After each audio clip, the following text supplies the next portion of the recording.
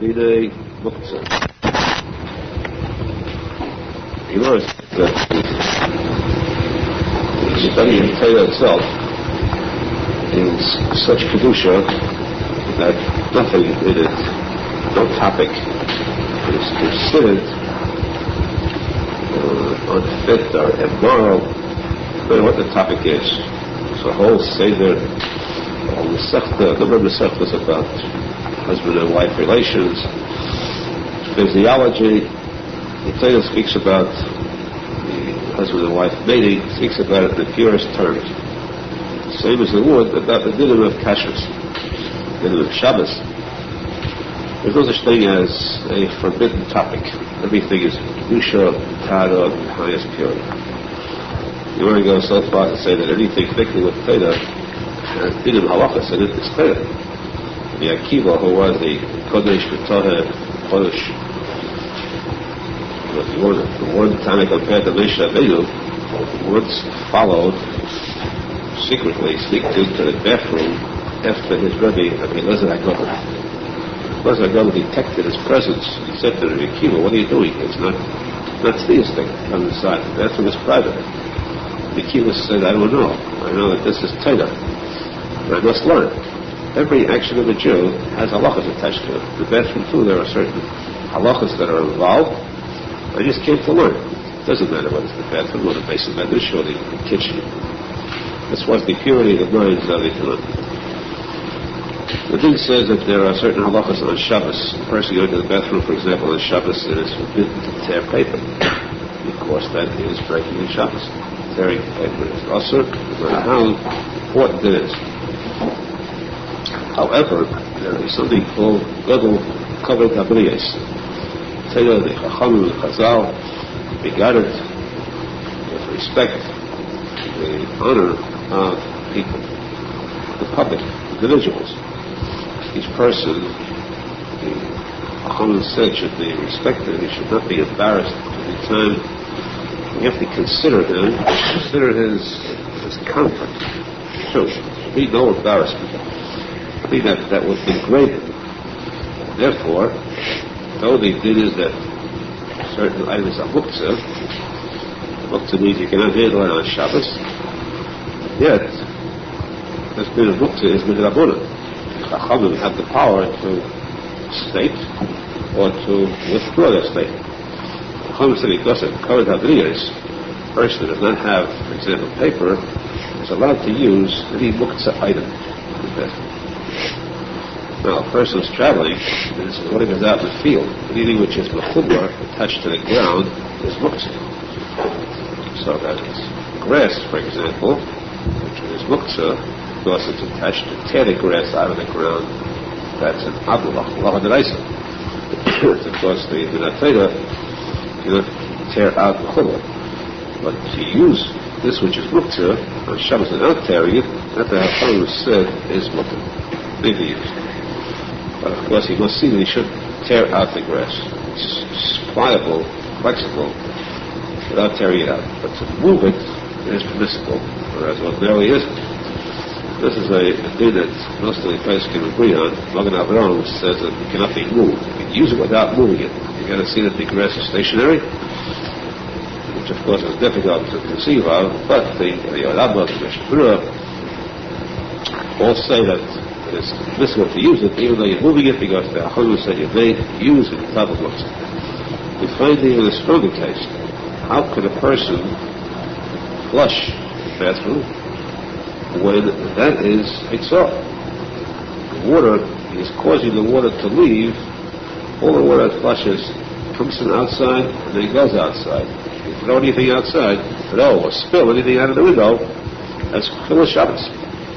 Gadol Kavod Habriyos, Chazal said that to leave unflushed, unclean, that's disrespectful. It's hurting the respect of a person, self-respect of people, individuals, and therefore this is permissible. Then we go back to, of course, the Kavod Habriyos is found in many cases. It says if a person comes to shul on Shabbos and finds suddenly that all of a sudden his talus is torn, tzitzis on one corner out, talus is posek.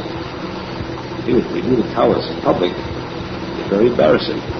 Talmud Bavly is allowed to wear the talis as posek to avoid public embarrassment, not to put it on, of course, in the first place. If you take it off suddenly, you stand out, it'll be embarrassing for him. You're allowed to keep the talis on. So he has a chance to remove it quietly without being suspected, without being embarrassed. Now, on the topic on grass, we said that chubba, anything attached to the ground, is not to be used. Therefore, you're not allowed to use a tree. Without moving it. It's forbidden for a person to climb a tree because it's fluency. Even though you're not going to move it, the tree is also different gzelas. A person who climbed a tree on Shabbos, he wanted to say something for distance, he climbed a tree.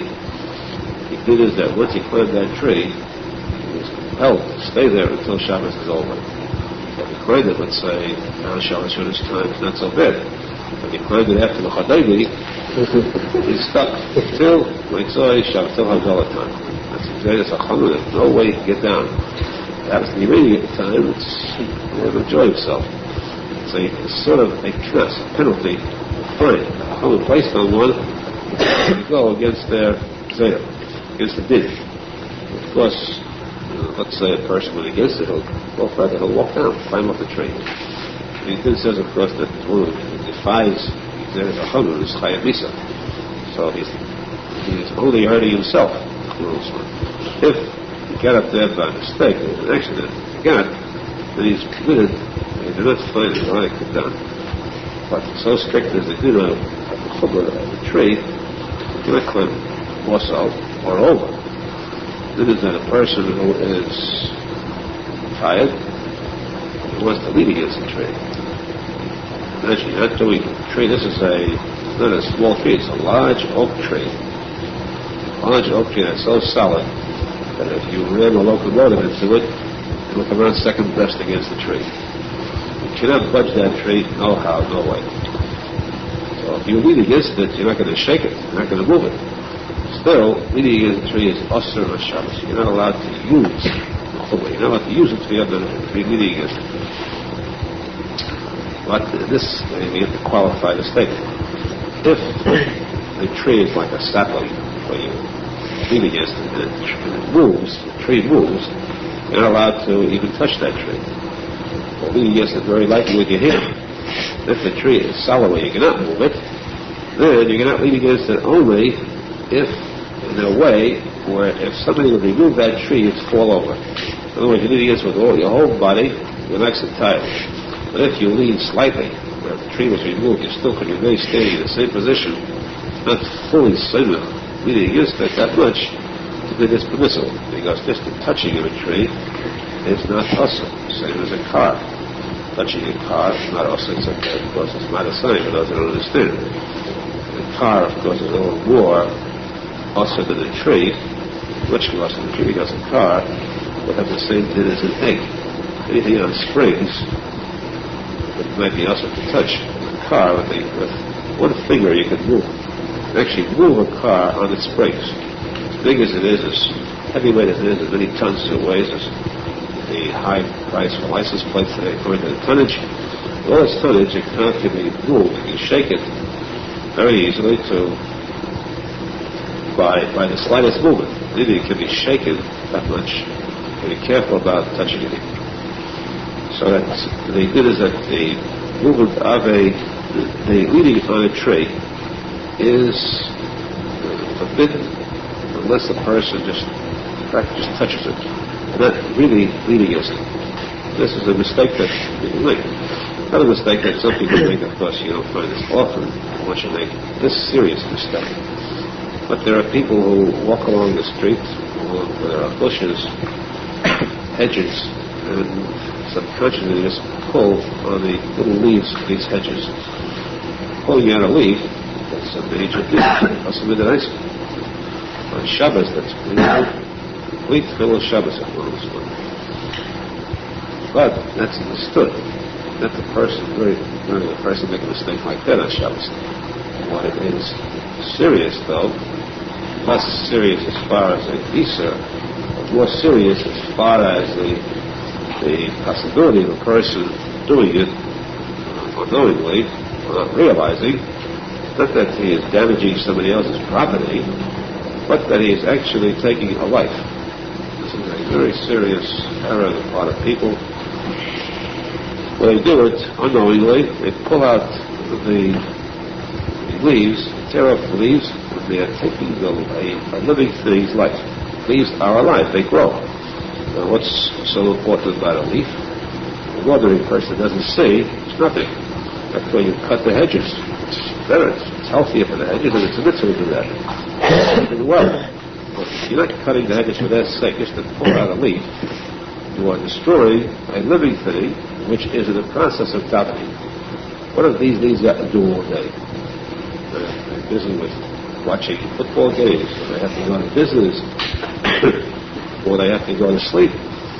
Busy constantly with the sichas tikolim, things and silos that this vegetation. Sameach says, a person who cuts off a leaf, pulls out a leaf, is actually cutting off these leaves. The Arizal speaks about how important it is to off the grass for the person that was with him.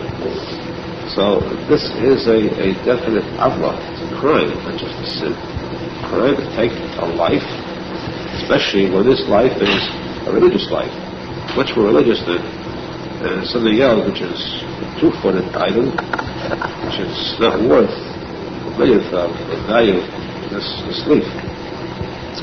Except, as we said, this is what you want to improve on the leaves to make them grow better, and you are allowed to cut them. Or if you leave that place, say the hedges and bushes are in the way, the person is permitted to cut these off, even though it's a live thing. That is definitely mutter of the Chassidut. It should be zecher to, if the leader of God will cover that B'riyas is so important, honor of individuals and people is so great, reputation is so great, to be zecher to understand what's meant by cover Shemayim, the honor of heaven, giving true cover to Hashem, cover to Avinu Shemayim, to fulfill these mitzvahs, commandments, shleimus, tachlis, and zecher to see the shleimah v'heira coming.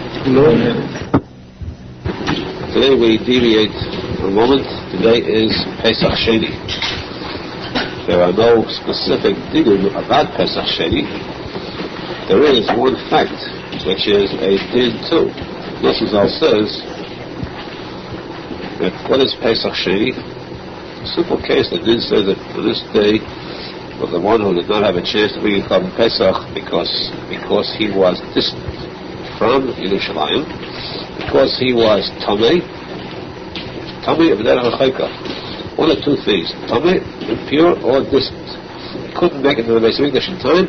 He is given a second chance to come to Hashem, to come close to Hashem. What means to come close? The Karev, the Sela Yish B'Shamayim. Given a second chance. Which is, of course, the very greatest chassidus.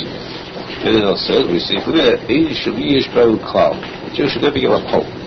If he is even Tameh, so tummy, when the whole Klal Yisrael is pure, midst of the biggest simcha possible,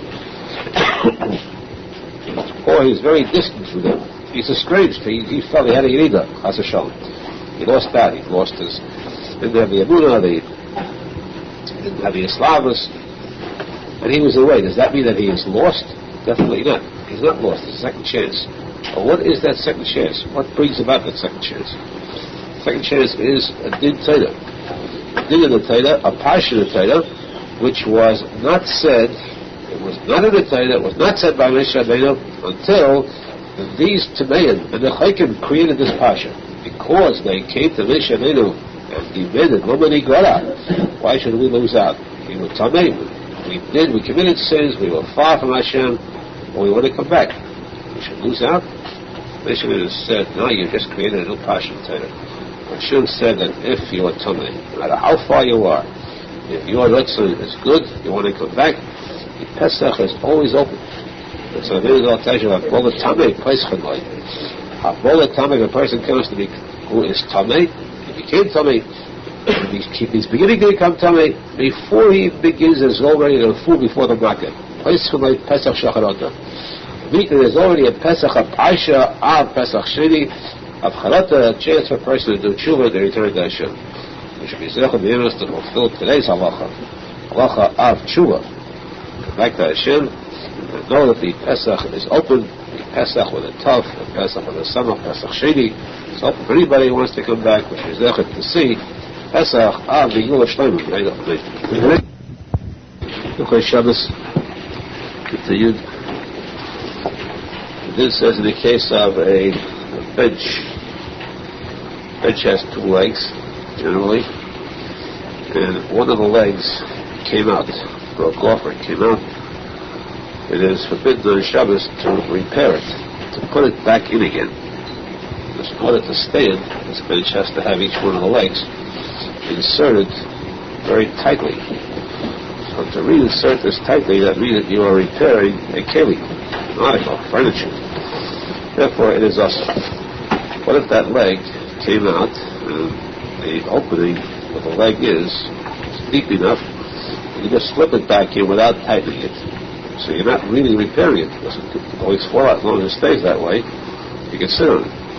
Then if you're not allowed to slip it back in even loosely, because of exeda, you allow slipping it back in loosely, you might go to the extent of tightening it, thereby repairing a keli. So like you cannot put the leg back into that bench. What about using, let's say that one leg broke off, and you need the additional sitting area, additional sitting space? Could you take the bench with one leg, therefore you have what you have now is an L-shaped horizontal bar over a smaller size vertical bar, which is the leg. You take the horizontal bar, the end of it, place it on another bench. Now leans on the other bench, you put nothing into it, you didn't repair anything, you're just using that broken bench as a seat. It's a bench, but now rests on another bench which acts as its support. This says you cannot do that either unless it was done so before Shabbos began. If before Shabbos began this bench was used a minute even as a bench on top of the other one, then it can be done. Otherwise, even this too cannot be done on Shabbos, because you are making, you're not building, you're not actually working on it, but you're creating a new bench, a new seat, which would not be so otherwise. Of course, it would serve as a sliding bar, you let it down to the ground, but as a regular bench to sit on, it cannot be used unless it was done so before. The special thing of despite a lot of these difficult halachas, and also there are a lot of halachas as far as oihel is concerned, creating a tent. We'll have more about that later on. But you open up anything at all, open an umbrella, for example, you're opening a tent. Plus, a full tent means a tent with a roof and sides. This is not a full tent, and yet it is also, even if it's in the house, not outside. But a chair, a folding chair, where it's completely flat, opening it, means that you're creating a tent, you're creating a seat by unfolding it. This is permissible on Shabbos. Even to unfold a table, which is a much larger item. The table that folds up, legs fold in, becomes a flat board. Open that table up, surely it would seem to be creating a tent, still is permissible. Again, more on that details later on. There's a difference between the walls of a tent and the roof of a tent. Also, the opening up of a chuppah. You can open a chuppah because it's just a cloth on top of 4 posts. There are no walls in the chuppah at all. This too is permissible on Shabbos. We'll find that these items, similar items, are forbidden on Shabbos. Why are these permissible? Why are you allowed to open up a folding chair, folding table? It's because this is called darka b'kach. It's the nature of this chair and table. You are not creating or destroying or building anything. It's the same as you had a wall, a home, let's say, with the windows and doors. When you sealed that, you built a wall over that door, that's building. Or if you had a straight wall, you broke out an opening for a door, But two is an Easter, a mission Easter of Seisei Abeda. But if you have a regular door there already, you open and close that door, that's called Daken V'Kach. When the door is closed, it's a straight wall, as far as you can see, as far as its use is concerned. Open the door, you now have created an opening in that wall. Close it, you have sealed that opening. So you're actually doing what would be a little more work by taking a solid wall and destroying a part of it. It's the same results, yet it is medicinal because this is Daken V'Kach. It's the nature. It's not open. It's not destroying a building. It's simple order. That's the way the house is made. And so too, this chair or table is made this way. It opens and closes not as a means of creating a building. Therefore, this case it is peaceful. You should be zecher to kayin ulad eshmaras is the kayin. See the Mendel Schneerson. The Shabbos. On Shabbos it is also to make an oihel, a tent. To create a tent, the covering is also, even if this tent consists of a roof without walls, just the roof alone. They spread out a sheet and to have 4 posts under it like a chuppah. That too is also. You have the Bedouins in the desert who live in tents like that. That's considered a tent for shelter. Chuppah, of course, you can have because it's Daken V'Kach.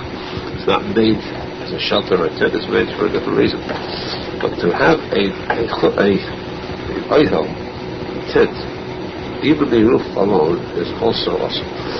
Therefore, to open an umbrella on Shabbos or Yom Tov is also even where it is not considered carrying in the person's own backyard. Cannot open an umbrella on Shabbos because he is creating a tent. His kavanah is for the sake of a tent. To make the walls alone without the roof, that is permissible. Set up walls, permissible, except in a case where it is the walls are creating a new something else. Something new is being born. Which means that something which before was forbidden now becomes permissible. For example, let's say there was a sukkah which had 2 walls, which wasn't kosher. Either the sukkahs. To put up a 3rd wall, that is also because it's called it's also a hatir. Made to permit something, bring about something permissible, that is also. To set up a curtain,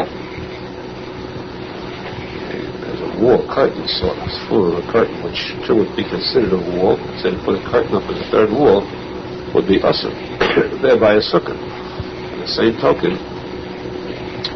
as you know that ish v'ishtoi, if there are svarim in the room, or any kind of svarim, then it's usher for them to be together.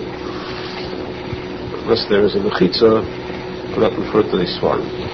That mechitza is usher to put up on Shabbos, Friday night, because Friday night that mechitza we call a mechitza lahatir, make permissible that which is usher without it.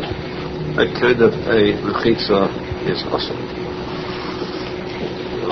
Another din of a oihel, a tent, brought in is a hat. A person puts on a hat with a wide brim. It's called in Yiddish kapelish. Kapelish is a wide-brimmed hat, or they used to wear those straw hats, a hard straw, a very flat top, wide brim, made of hard straw. And this was made, intended as like a tent, to block out the sun. And the shaila is whether it's permissible to wear that kind of a hat, or the kind of kapelish they wear today, the wide brim hats that the Chassidut wear. According to the Arizal, it's also to wear those hats on Shabbos. You cannot wear a wide brim hat on Shabbos, but the Aharon general permits it, because you couldn't imagine going without it. Of course, there are some that for that reason quietly say that they have an advantage of wearing a shtreimel on Shabbos. This way they avoid the problem of wearing kapelush, white brim hat. That is what's gained by wearing shtrudel. Those who wear the kapelush on Shabbos, those who wear white brim hats on Shabbos, have on whom to rely. The Olam, the general Olam today, asks that it's permissible. The simple reason they pass like Rashi Kodesh says there's no din of oihel in something that is worn. A person does not wear a tint. Therefore, a hat is a garment, is an item of apparel. There's no din of an oihel by a hat. This is the way the Olam is noyeg to be not according to Rashi Kodesh. We should be zocher to know the truth, follow the evidence, and to kind of thing like that. See the tzchus, tikkun, everything, klal of the frat, see the Moshe Feinstein, Shabbos, B'nei Oihel. Each are making a tent on Shabbos. It says that it is permissible to put a tablecloth on a table. The table has only 4 legs with space in between. If you put a large tablecloth on the table, you are making an actual tent, a real tent, because you have the top. Over the sides, you have the walls around. You're creating a tent, and still it is permissible for 2 reasons. In the first place, you do not need the area inside. Nobody eats under the table, except in some cases, of course, where I'll read a story of the Indic. There was a prince who became mentally deficient, like say it's common practice. It's not just a world ailment. It's a long story, which we'll have eventually. But the normal people do not eat under the table, so it's not used at all, actually, for any purpose. Therefore, it's permissible. In other words, the kavanah is not to make a tent; it's not used for one. Secondly, the fact that you are not really using the top of that as a tent. There is no space between the cloth and the table. So the top of this cloth is not at all being used as a tent. Therefore, that is permissible. Now, this says, Taz says that a shaila about creating a tent with sforim. Say a person wants to learn, a table is low, so he sets up 2 sforim, has 2 sides. On top of it, he places a 3rd set of what he's learning in, supported by these 2 walls, or 4. He's creating a tent there with this sefer. Even though he does not need the part that's under it, here you do have an actual tent being created, and the top of it is the actual top of the sefer, the actual top of this tent. Therefore, the Taz says that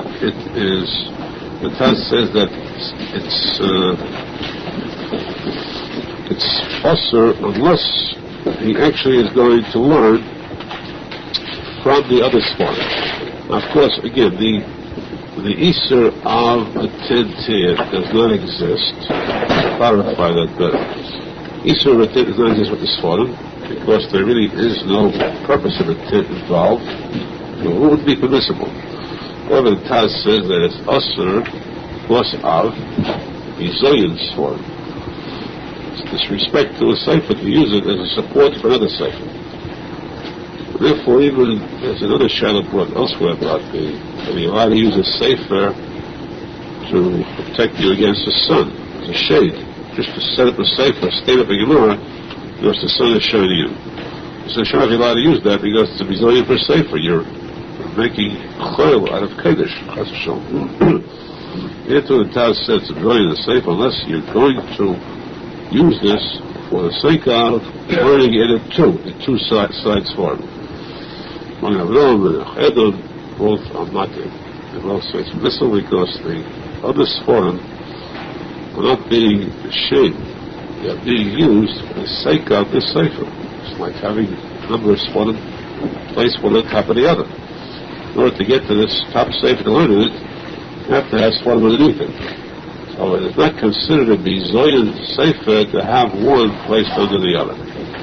Myself, of course, if a person could do without it, naturally should see to it to give the chavruta that is due to a sefer. If, let's say, it's impossible, then the person could be sort of able to use his father to place under the one he wants to learn, or even to use a sefer as a block against it.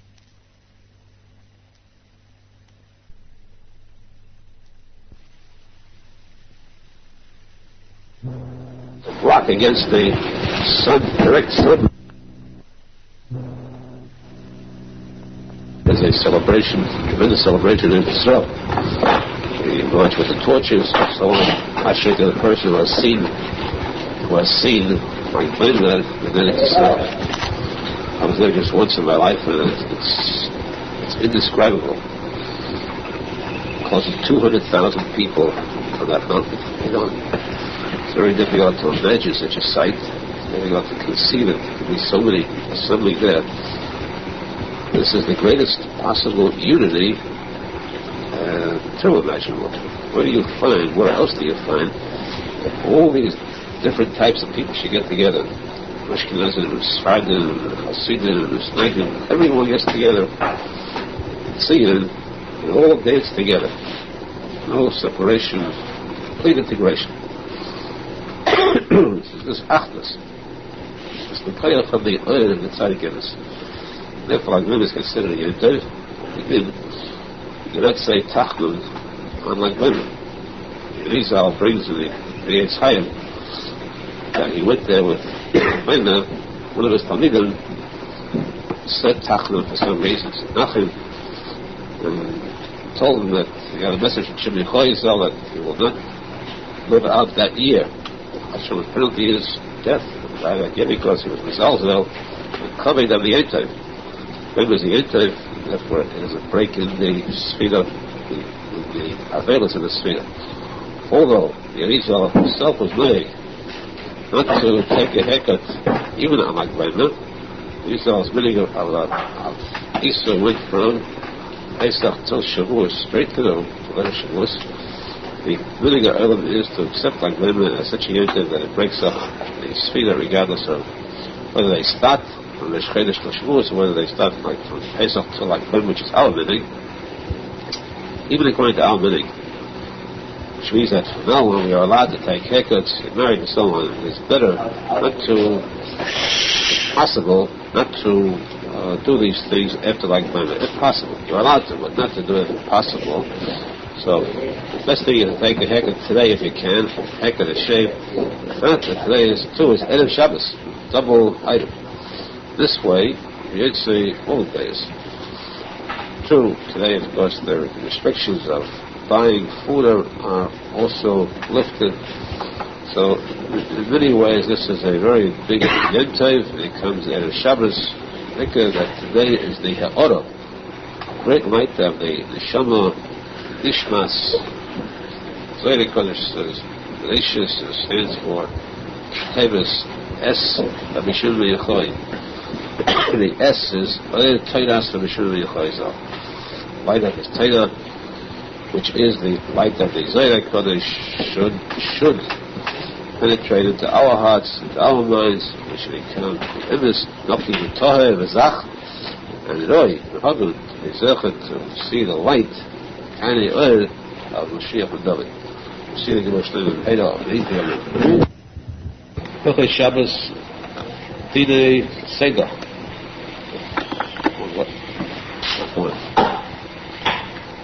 It's going.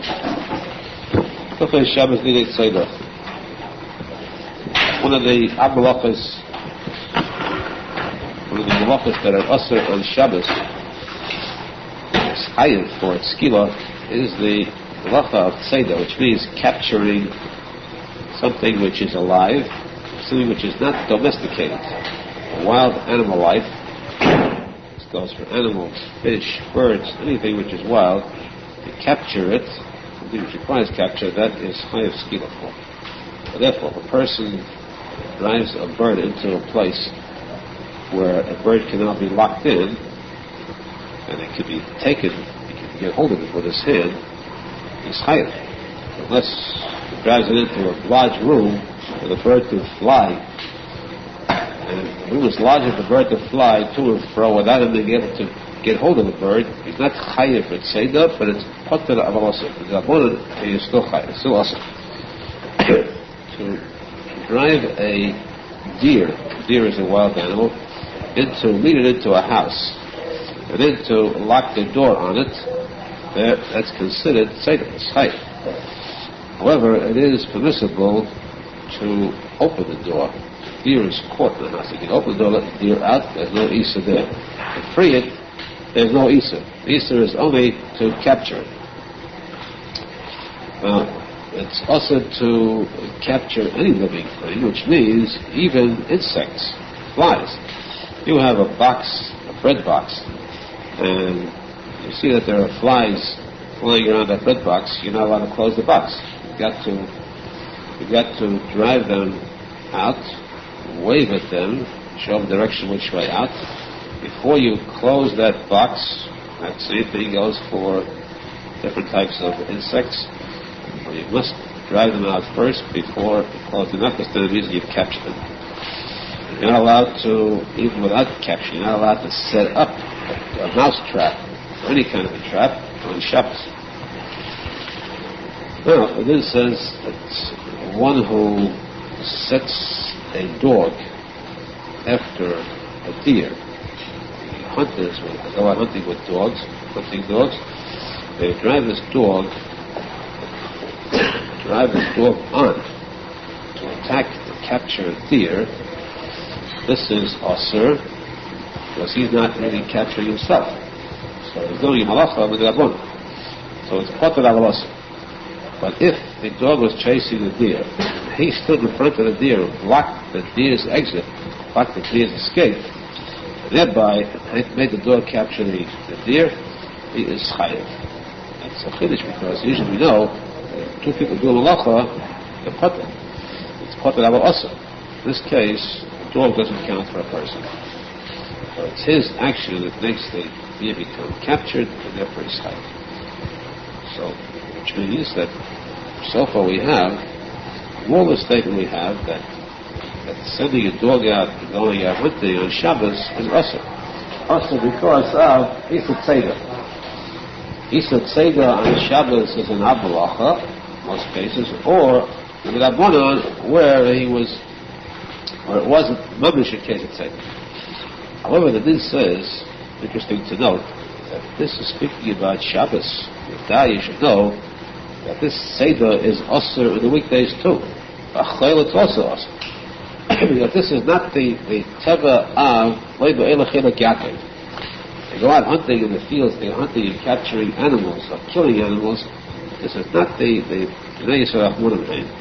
it's the work of Esav. Esav was a hunter, Esav went out hunting.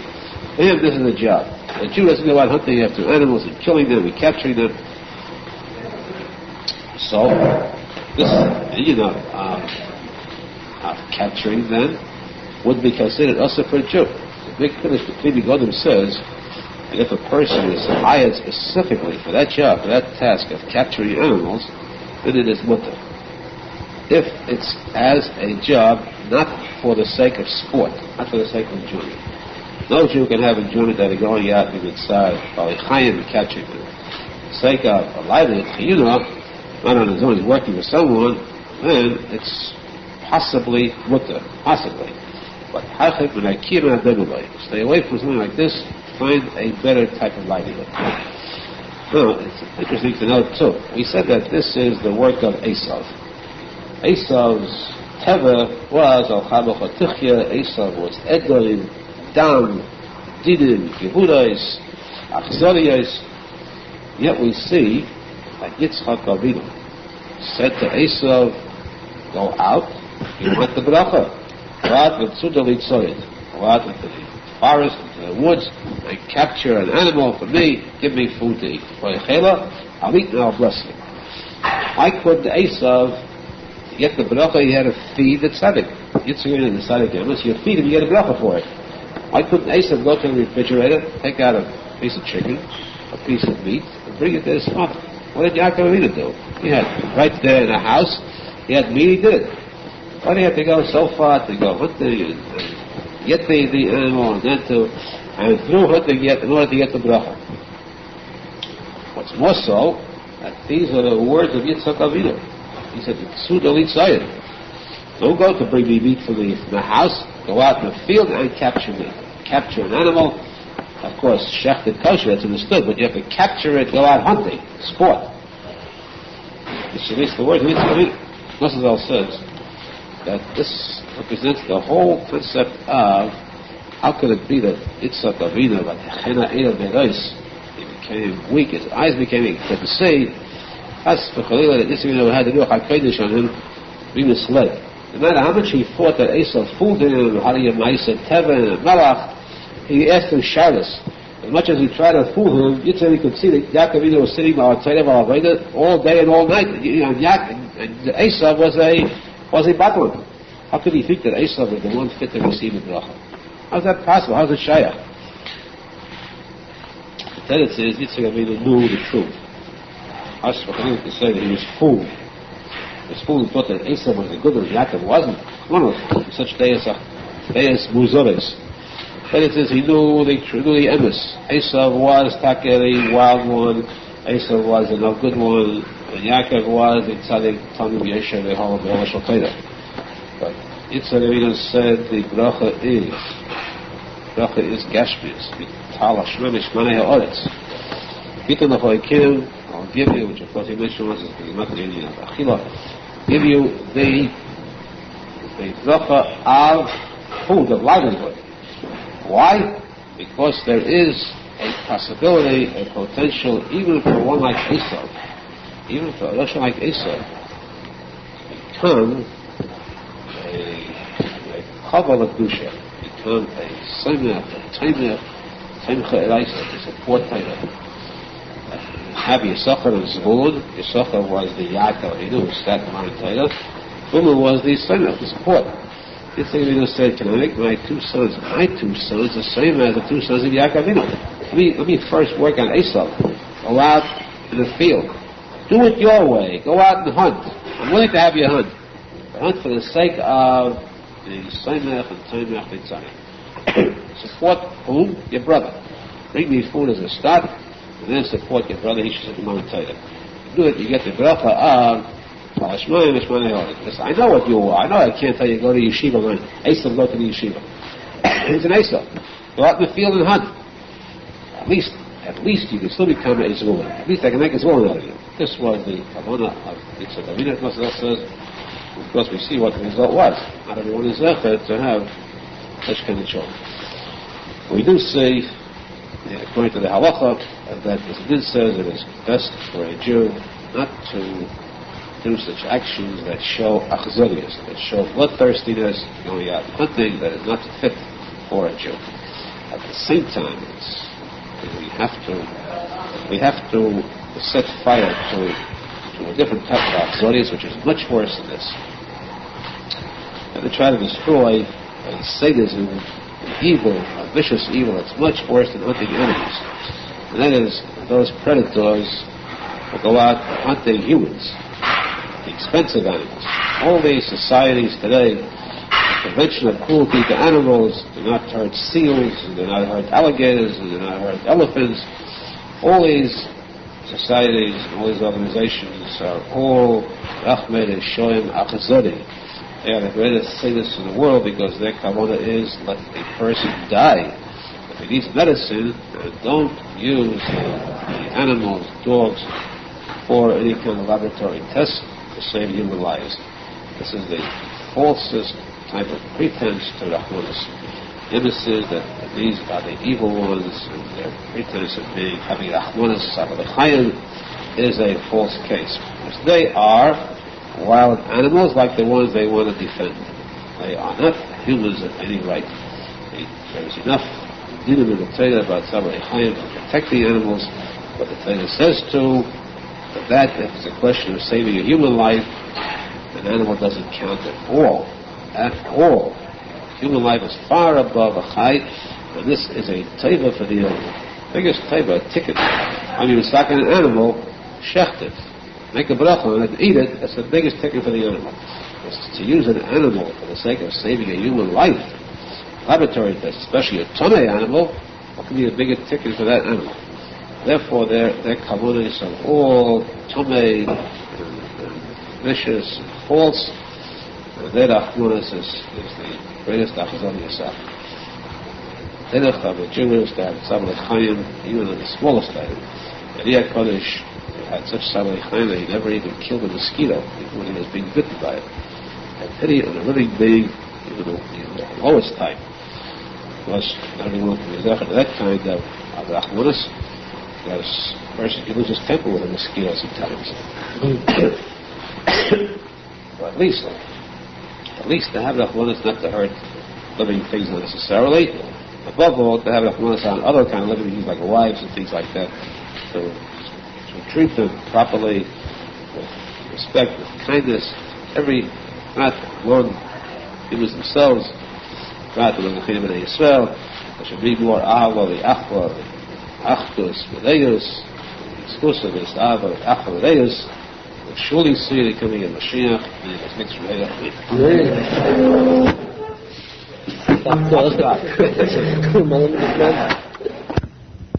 Hilchos Shabbos Seder. Gemara says that a nachash, snake, poisonous snake is dangerous, and there's a shaila whether it's general a mitzvah to kill a snake, or stamp to let it go unless it attacks you. Like it's in the Gemara. On Shabbos, Shaila is, what about the Isser of Tzeda, capturing a snake? Capture. The din is that if a person captures a snake, Tzeda, we say that Tzeda is one of the Av Malachos. One captures a poisonous snake, but his purpose is because he wants the venom. He wants to get the venom of that snake to use as a form of vaccine. Snake venom is used as vaccine against certain diseases or against poisons. If his purpose in capturing the snake is for the sake of the venom, then he's committing a sin, an issa d'oraisa. But if this snake is a danger to his life, he has no intention of taking the venom in any form. In fact, he wants to avoid it very much. So if the snake is a danger to his life, then it is permissible not just to capture it, it's permissible to kill the snake on Shabbos. Even if the snake is at the time not attacking him. He knows the snake is that dangerous that the snake would see him or be provoked in any way, it would attack him. He's allowed to kill it. But if he knows that this is a snake kind that will not attack him unless provoked, if you leave him alone, the snake won't bother him, then it is forbidden to kill that snake. He said to kill it on Shabbos, but it is permissible to capture the snake. Because still, there's always the danger that you might run into a confrontation which a person doesn't really relish. So he's allowed to capture the snake on Shabbos, or he's allowed to put a keli or a dish over the snake, a heavy dish, heavy metal dish, which will keep the snake in trap for the duration of the Shabbos. After the Shabbos, he can kill it. Same thing too. He's not allowed to kill a snake, but this is one unusual case, he's allowed to kill himself and to kill others. It's sort of to pretend that he's walking straight and accidentally on purpose to step on the snake's head and crush it. He doesn't mean to kill it, he just means to crush it. He just means to destroy it. But he means to walk. His real intention is, or let's say his fake intention is to walk. That's what he pretends to do. Now, while walking, the snake happens to be there, right on the foot. It just says in the posek in the Torah that Hashem made an enmity between the person and the snake. And Hashem said to the snake, this man will step on you and crush your head. So he just happens to be absorbed with thought, thinking about that posek while he walks along. He crushes the head of the snake at that time. This is permissible in this case only. Of course, the person has to have a clear idea of a wide variety of snakes to know which one is dangerous, which one does attack, which one doesn't. To go over and study the snake very carefully before the snake gets a chance to study him. So, if he does know, if he's aware of all these things, then of course he follows these din. if by some chance he's in doubt whether the snake is a poisonous snake that will attack him, or whether the snake learned these halachas or not, then he's allowed to normally kill the snake because of a suffix, sakonis nefashos. Otherwise, this rule applies to any kind of a dangerous animal, where if unprovoked, he's not allowed to kill it, but he is allowed to capture it because the danger exists there. This would apply to dangerous insects, say to poisonous black widow spider, or to poisonous wasps, those that have a poisonous sting. There he'd be allowed to capture or to avoid the danger. He's left to avoid the real snake, who is really the Satan Matria, the snake who does attack even unprovoked. So it's enough that he attacks by himself. Never provoke the Zohar because he's busy enough without you provoking him.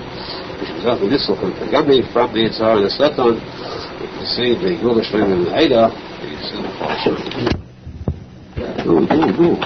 Look at Shabbos, Seder, B'nai Seder.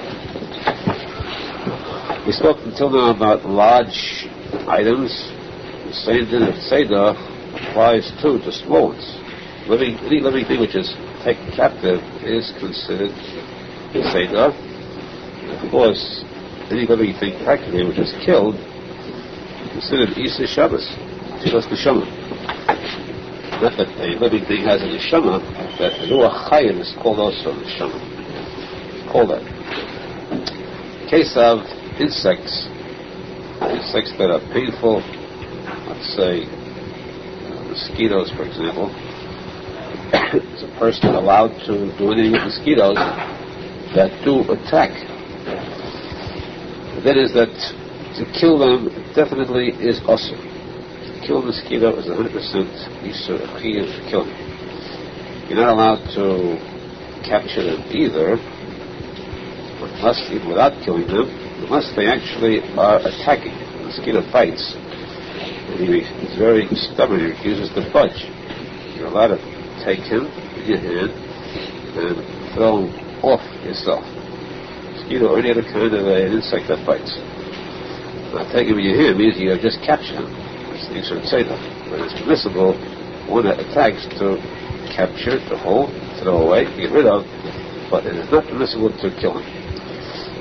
In fact, anything which is alive and which multiplies means that there is reproduction, then there is a chiyuv. When there's a chiyuv danaisa for killing it. But that which does not multiply, that which is spontaneous generation, which defies the rules, the laws of science. Again, science does not believe anything comes by itself, only reproduces. And this, of course, is false, because in the Isa we find that there are certain kind of worms that are created from the earth itself. Aside from the ones being in art, there's an achbar, a mouse that actually grows from the ground, a field mouse. Grows out of the earth just like vegetation. And it's completely separates itself from the earth, and it's considered again a chay. But insects, these are called, they are actually created from the ground itself, or from, especially dirt, or from a fruit that rots. When you find there are fruit that rot, in that fruit you'll find a worm. How did the worm get in there? It came, produced from a worm somewhere in South America, came flying in this fruit that rotted. It grew, it developed inside this fruit itself, spontaneously. A person kills one of these items that are born, that come from itself, from dirt, and from something which is not reproduced, then there is no Isa that Isa. There's an Isa that Abona, he's part of the Avalasa. But that which comes from a fruit, while it is growing on a tree, it's still growing on a tree, and then there are worms that form there, the fruit that grows, that is chayim. The chayim, the nicer on it. There are certain kinds of insects that are actually permissible to kill. One of those is a lice, kiruv. It's one of the third of the buckets. You see it.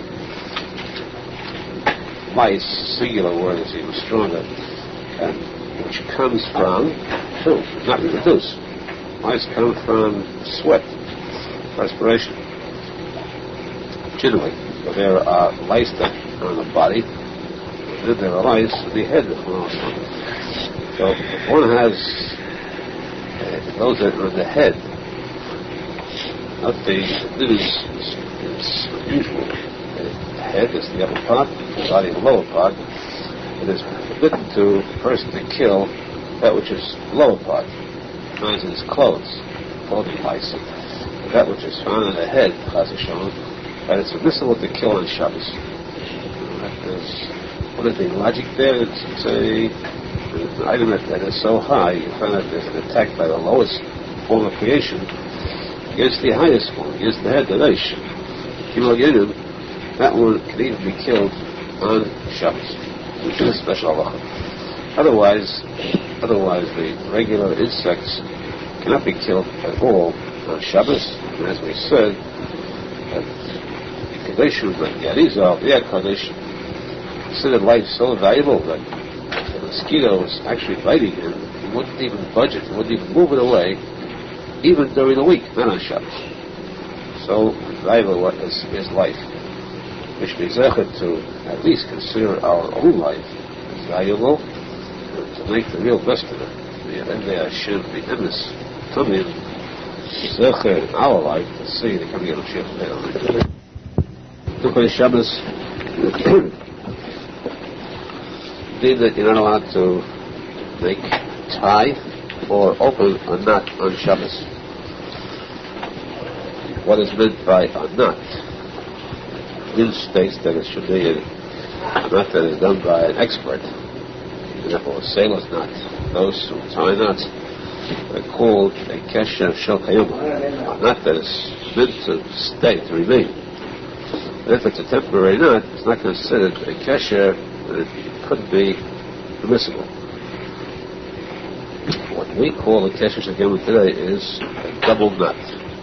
What you pull on it, it becomes tighter and tighter. That's considered a double knot, and that could last. That could actually last. Proof is that a person does not make a double knot on his shoelaces, because he knows that this is difficult to take out, and it's not made to last. It's made to open up every night, unless he goes sleep with his shoes on.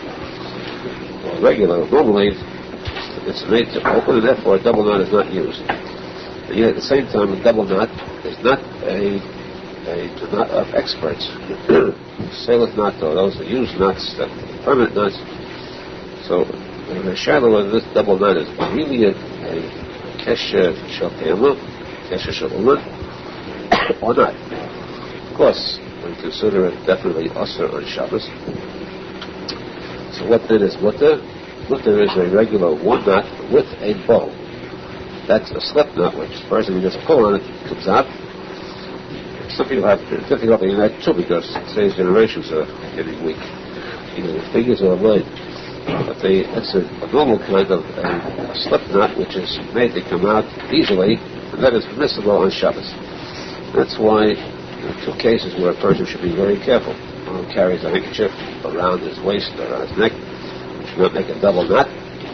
And more commonly, common people, the Yamaats, who don't know about this, when they are given Lido on Shabbos, not knowing any better, they make a double knot. Nowadays you have the thing with a clip, so it's easier with the shallow.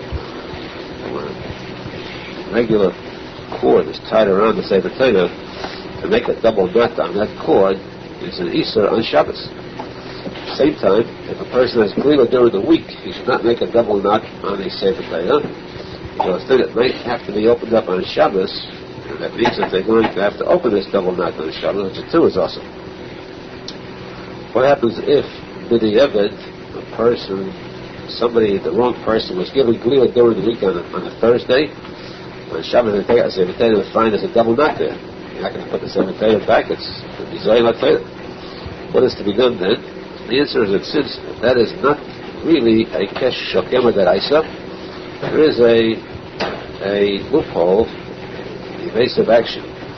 What is done then, at least this is what I've seen them do, they take two people, each one pulls one side of it, pulls out to release that second nut, and thereby the entire thing opens up. If two people do them